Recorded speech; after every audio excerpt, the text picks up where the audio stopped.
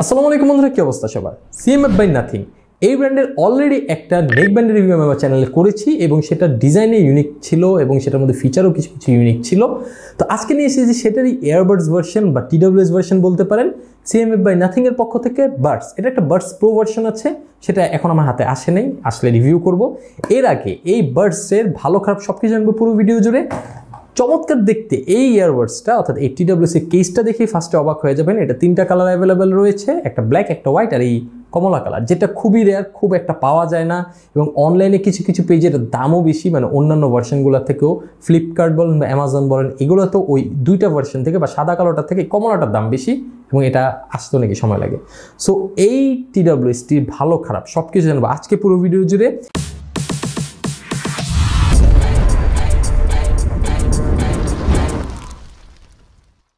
প্রথমে চলে আসি বক্স কন্টেন্টের দিকে। সাদামাটা বক্সটার ভিতরে পাবেন এই টিডব্লিউএস কেসটি, যাতে থাকবে এয়ারবাডসগুলা, সাথে এক্সট্রা 2 জোড়া এয়ার টিপস। কিন্তু এখানে বাজেট কাটিংয়ের জন্য তারা এটার মধ্যে কোনো ধরনের টাইপ সি কেবল আপনাকে প্রোভাইড করে নেয়, যেটা আপনার নিজ খরচে হয়তোবা কিনে নিতে হবে, বা বাসায় যদি এক্সট্রা টাইপ সি কেবল থাকে তাহলে এটা আপনি ব্যবহার করতে পারবেন। আজকে আমাদেরকে চমৎকার প্রোডাক্টটি পাঠিয়েছে gadget studio BD. Motaleb plaza রয়েছে তাদের একটি দোকান। তারা কিন্তু মূলত অনলাইন এবং অফলাইন দুই ধরনের সেবা প্রোভাইড করে থাকে। তাদের সকল তথ্য ডিসক্রিপশন বক্সে দিয়ে দিচ্ছি, আশা করি আপনি চেক করে আসবেন।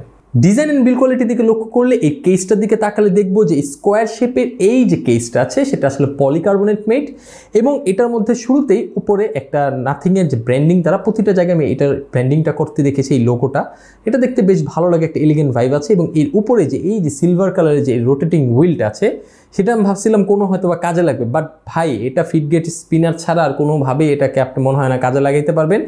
এখানে তারা যে ল্যানিয়ার্ড আছে সেটা ঝুলানোর জন্য জায়গা তারা করে দিয়েছে, বাট এই যে এই জিনিসটা দেখতেছেন, আমি প্রথমে ভাই দেখা ভাবছিলাম যে এই রাউন্ড জিনিসটা হয়তো বা নতুন কোনো কিছু হবে, হয়তো বা আমি কেসের মাধ্যমে ভলিউম আপ অ্যান্ড ডাউন করতে পারবো, ভাই এটা তো চমৎকার ফিচার হবে। বাট না, আমার আশায় গুরুবালি, এটা জাস্ট একটা ডিজাইন, এটা জাস্ট ইউনিক একটা ডিজাইন আনার জন্য দিয়েছে, আর কিছুই না।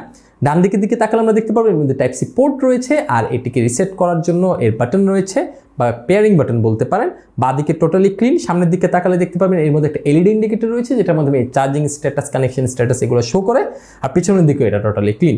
আমি বলতে পারি যে কেসের বডি এবং বিল্ড ম্যাটেরিয়াল আমার কাছে যথেষ্ট পরিমাণে ভালো লেগেছে, একটা প্রিমিয়াম ভাইব আছে। এখন এটা যদি আমরা নর্মালি খুলে ফেলি, ঢাকনাটা খোলার সাথে সাথে দেখবো যে এই এয়ারবাডসগুলোকে তারা খুব সুন্দরভাবে ইমপ্লিমেন্ট করেছে, মানে এটা বসানোর স্টাইলটাও অন্যরকম, দেখতে ভালো লাগছে। এখানে সিএমএফ বাই নাথিং এর ব্র্যান্ডিং তারা করেছে। এবং এর উপর অংশের দিকে যদি তাকান তাহলে দেখতে পাবেন এখানে যে সেকশনটা আছে সেখানে একটা পলিকার্বনেটও তারা ব্যবহার করেছে, এবং এই পুরো সেকশনটাই কিন্তু আসলে পলিকার্বনেটে, যেটা বেশ ভালো লাগে, শক্তপোক্ত। বাট আমার কাছে একটু ভয় লাগছে যে এটাতে সহজেই হয়তো স্ক্র্যাচ পড়ে যেতে পারে পলিকার্বনেট বডিতে।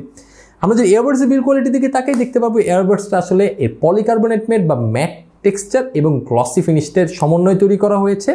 এবং এয়ারবাডসটা যথেষ্ট পরিমাণে ভালো। এর মধ্যে ভ্যাকিউম টাইপ এয়ারবাডস তারা ব্যবহার করেছে, এবং গ্লসি ভাইবের যে এরিয়াটা আছে, যেটা দেখতে আমার কাছে মানে মনে হয়েছে ভাই এটাতেও তো তারা পলিকার্বনেট দিতে পারতো, হয়তো বা তারা ডিজাইনের একটা নতুনত্ব বা একটা নতুন একটা ফ্লেভার আনার জন্য তারা এটা ব্যবহার করেছে।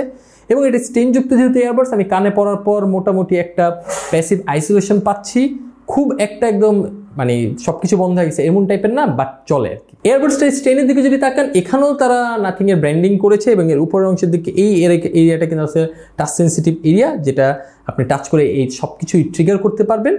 এবং আমি যদি বলি এটার মধ্যে দুইটা মাইক্রোফোন তারা ব্যবহার করেছে, একটা এএনসি ট্রিগার করার জন্য, একটা কলিং কোয়ালিটি আপনাকে দেওয়ার জন্য। সো দুইটা মাইক্রোফোন, চারটা মাইক্রোফোন আপনি পাবেন এই ইয়ারবাডসের মাধ্যমে। এই ডিজাইন এবং কেসের বিল্ড কোয়ালিটিতে আমার কাছে একটা জিনিস একটু অবাক করার মতো লেগেছে, যে এই যে এয়ারবাডসগুলো আছে যেখানে ইমপ্লিমেন্ট করা আছে সেটা একটু অন্যভাবে বসানো আছে, হয়তো বা অ্যাক্সিডেন্টালি এটা কিন্তু আপনার হাতের থেকে পড়েও যেতে পারে।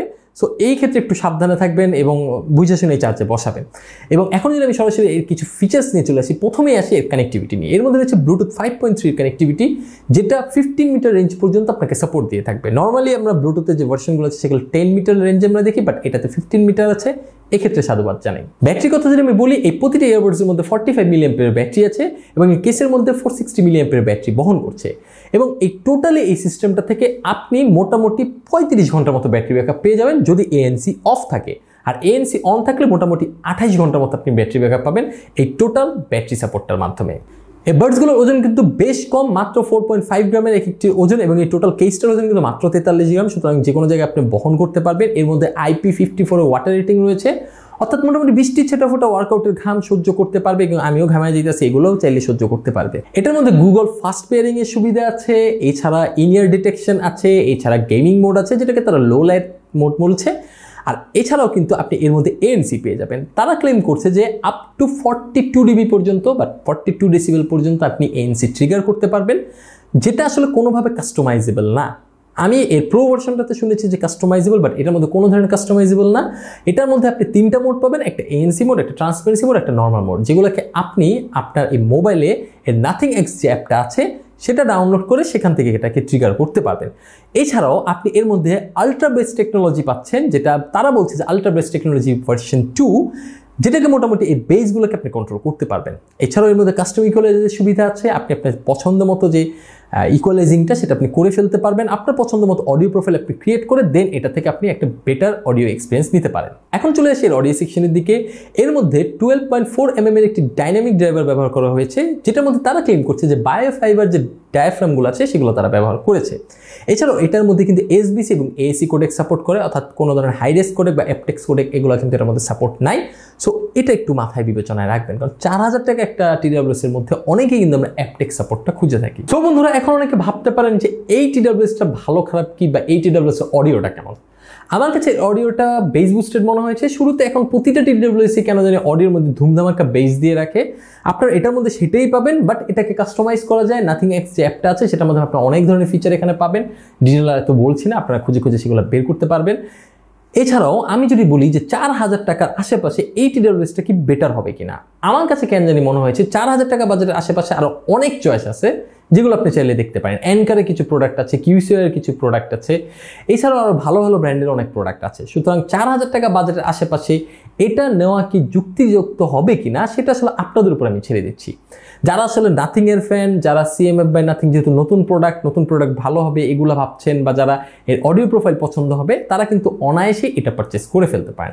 আমার কাছে 4000 টাকা বাজেটের মধ্যে এটাকে 50-50 মনে হয়েছে। নেওয়াও যেতে পারে, না নেওয়াও যেতে পারে, অনেক অন্য অপশন আছে, সেগুলোও দেখা যেতে পারে। সো আজকে আমার ভিডিও এই পর্যন্ত। আমার ভিডিও যদি ভালো লেগে থাকে অবশ্যই ভিডিওতে একটি লাইক দিবেন, কোনো কিছু জানা থাকলে কমেন্ট করবেন। স্টুডিওর অনেক কাজ চলছে, দেখছো একই সময় এক এক ফ্রেমে ভিডিও বানাচ্ছি। ভিডিওর কোয়ালিটি কেমন হচ্ছে জানি না, বাট ট্রাই করছি একটু বেটার কিছু করা। সো ভালো থাকবেন, সুস্থ থাকবেন। ঈদের আগে ভিডিও শুট করছি, আপনাদেরকে অলরেডি বলতেই পারি যে অগ্রিম ঈদ মোবারক। পরিবারের সাথে ঈদ কাটান, ভালো সময় কাটান। আল্লাহ হাফেজ।